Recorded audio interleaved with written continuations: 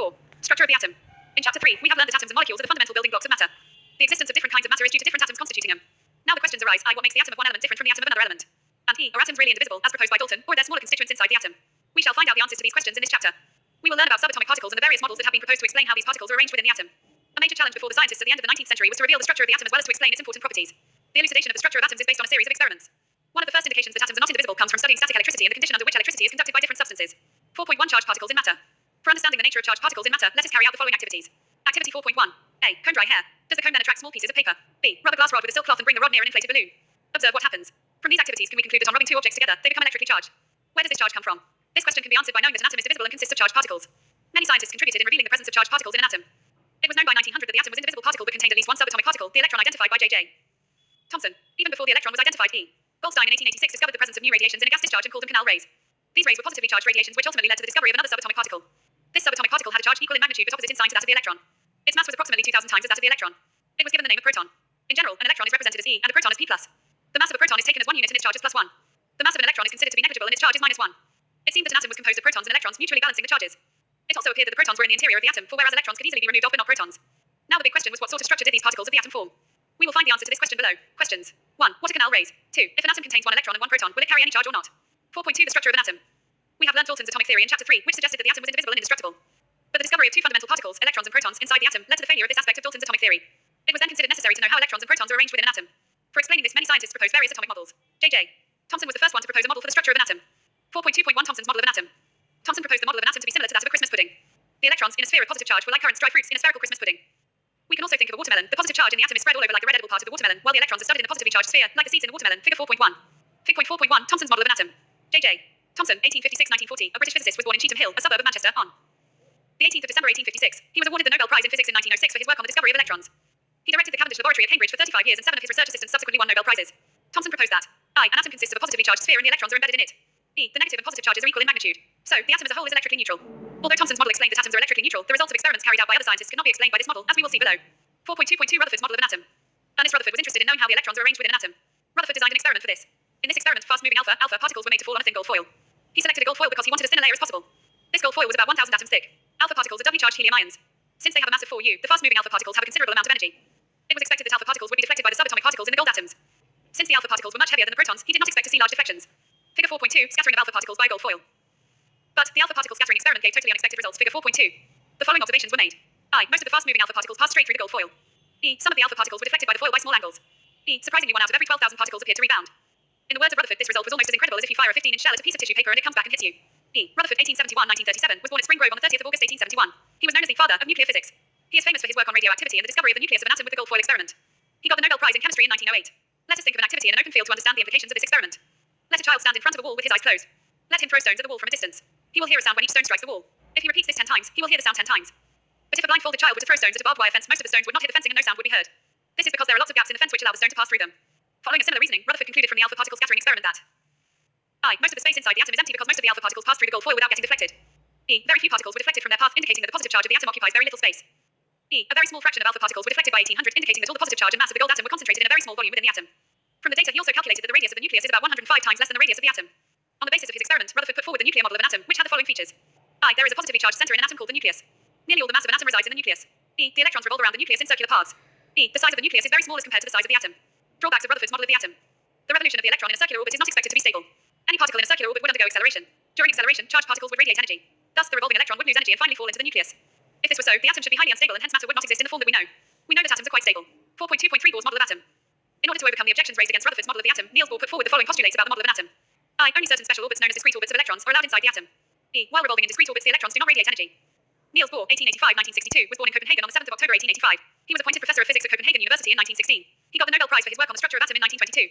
Among Professor Bohr's numerous writings, 3 appearing as books are I. The theory of spectra and atomic constitution. E. Atomic theory and E. The description of nature. These orbits or shells are called energy levels. Energy levels in an atom are shown in figure 4.3. Figure 4.3. A few energy levels in an atom. These orbits or shells are represented by the letters K, L, M, N, or the numbers n equals 1, 2, 3, 4. Questions. 1. On the basis of Thomson's model of an atom, explain how the atom is neutral as a whole. 2. On the basis of Rutherford's model of an atom, which subatomic particle is present in the nucleus of an atom? 3. Draw a sketch of Bohr's model of an atom with 3 shells.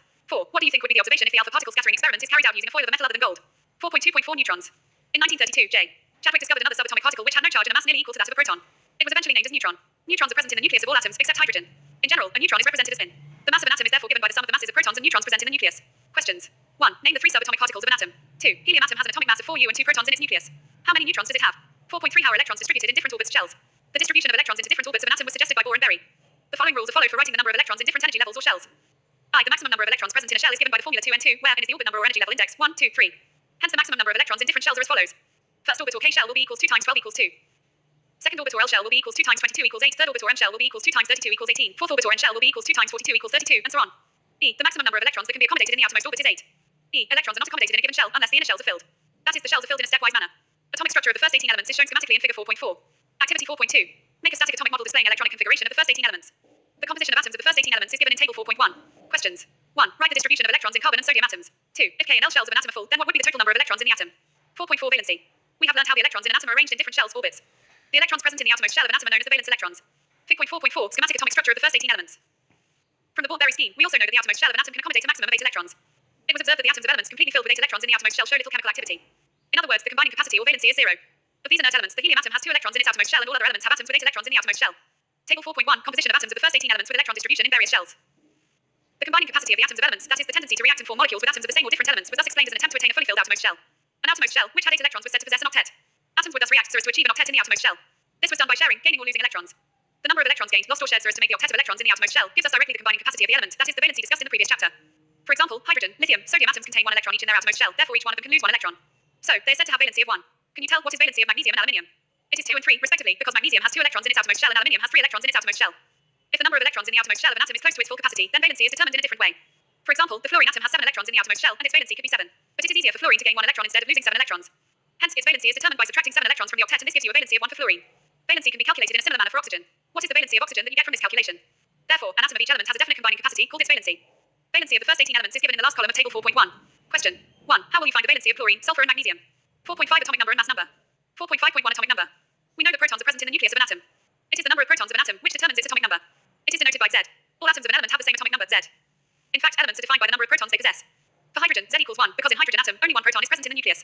Similarly, for carbon, Z equals 6. Therefore, the atomic number is defined as the total number of protons present in the nucleus of an atom. 4.5.2 mass number. After studying the properties of the subatomic particles of an atom, we can conclude that mass of an atom is practically due to protons and neutrons alone. These are present in the nucleus of an atom. Hence, protons and neutrons are also called nucleons. Therefore, the mass of an atom resides in its nucleus. For example, mass of carbon is 12U because it has 6 protons and 6 neutrons. 6U plus 6U equals 12U. Similarly, the mass of aluminium is 27U, 13 protons plus 1, 4 neutrons. The mass number is defined as the sum of the total number of protons and neutrons present in the nucleus of an atom. It is denoted by A. In the notation for an atom, the atomic number, mass number, and symbol of the element are to be written as. For example, nitrogen is written as. Questions. 1. If number of electrons in an atom is 8 and number of protons is also 8, then I. What is the atomic number of the atom? And E. What is the charge on the atom? 2. With the help of table 4.1, find out the mass number of oxygen and sulfur atom. 4.6 isotopes. In nature, a number of atoms of some elements have been identified which have the same atomic number but different mass numbers. For example, take the case of hydrogen atom. It has 3 atomic species, namely protium, H, deuterium, H or D, and tritium, H or T. The atomic number of each one is 1, but the mass number is 1, 2, and 3 respectively. Other such examples are I carbon, C and C, E chlorine, Cl and Cl, etc.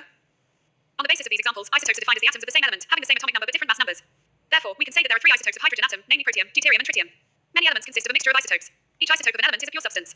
The chemical properties of isotopes are similar, but the physical properties are different. Chlorine occurs in nature in 2 isotopic forms with masses 35U and 37U in the ratio of 3:1. Obviously, the question arises, what should we take as the mass of chlorine atom? Let us find out. The average atomic mass of chlorine atom on the basis of above data will be. The mass of an atom of any natural element is taken as the average mass of all the naturally occurring atoms of that element. If an element has no isotopes, then the mass of its atom would be the same as the sum of protons and neutrons in it. But if an element occurs in isotopic forms, then we have to know the percentage of each isotopic form and then the average mass is calculated. This does not mean that any one atom of chlorine has a fractional mass of 35.5U. It means that if you take a certain amount of chlorine, it will contain both isotopes of chlorine and the average mass is 35.5U. Applications. Since the chemical properties of all the isotopes of an element are the same, normally we are not concerned about taking a mixture. But some isotopes have special properties which find them useful in various fields. Some of them are I. An isotope of uranium is used as a fuel in nuclear reactors. E. An isotope of cobalt is used in the treatment of cancer. E. An isotope of iodine is used in the treatment of goiter. 4.6.1 isobars. Let us consider 2 elements, calcium, atomic number 20, and argon, atomic number 18. The number of protons in these atoms is different, but the mass number of both these elements is 40. That is, the total number of nucleons is the same in the atoms of this pair of elements. Atoms of different elements with different atomic numbers which have the same mass number are known as isobars. Questions. 1. For the symbol HD and T, tabulate 3 subatomic particles found in each of them. 2. Write the electronic configuration of any one pair of isotopes and isobars. What you have learned. Credit for the discovery of electron and proton goes to J.J. Thomson and E. Goldstein, respectively. J.J. Thomson proposed that electrons are embedded in a positive sphere. Rutherford's alpha particle scattering experiment led to the discovery of the atomic nucleus. Rutherford's model of the atom proposed that a very tiny nucleus is present inside the atom and electrons revolve around this nucleus. The stability of the atom could not be explained by this model. Niels Bohr's model of the atom was more successful. He proposed that electrons are distributed in different shells with discrete energy around the nucleus. If the atomic shells are complete, then the atom will be stable and less reactive. J. Chadwick discovered presence of neutrons in the nucleus of an atom. So, the 3 subatomic particles of an atom are I. Electrons, E. Protons, and P. Neutrons. Electrons are negatively charged, protons are positively charged, and neutrons have no charges. The mass of an electron is about times the mass of an hydrogen atom. The mass of a proton and a neutron is taken as 1 unit each. Shells of an atom are designated as K, L, M, N. Valency is the combining capacity of an atom. The atomic number of an element is the same as the number of protons in the nucleus of its atom. The mass number of an atom is equal to the number of nucleons in its nucleus. Isotopes are atoms of the same element, which have different mass numbers. Isobars are atoms having the same mass number but different atomic numbers. Elements are defined by the number of protons they possess. Exercises. 1. Compare the properties of electrons, protons, and neutrons. 2. What are the limitations of J.J. Thomson's model of the atom? 3. What are the limitations of Rutherford's model of the atom? 4. Describe Bohr's model of the atom. 5. Compare all the proposed models of an atom given in this chapter. 6. Summarize the rules for writing of distribution of electrons in various shells for the first 18 elements. 7. Define valency by taking examples of silicon and oxygen. 8. Explain with examples I, atomic number, E, mass number, E, isotopes, and IV, isobars. Give any two uses of isotopes.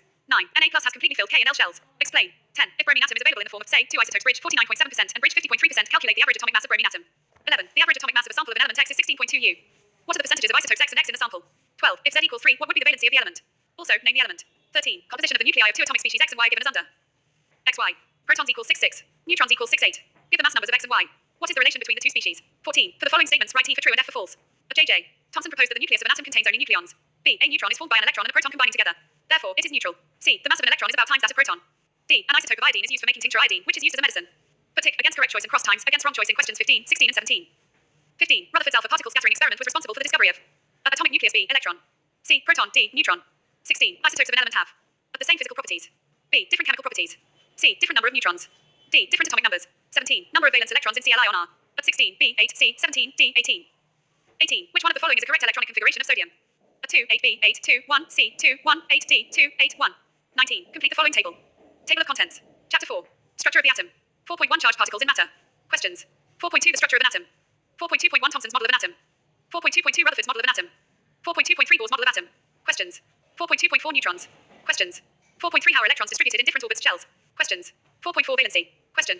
4.5 Atomic number and mass number. 4.5.1 Atomic number. 4.5.2 Mass number. Questions. 4.6 Isotopes. Applications. 4.6.1 Isobars. Questions. What you have learned. Exercises. Landmarks. Cover.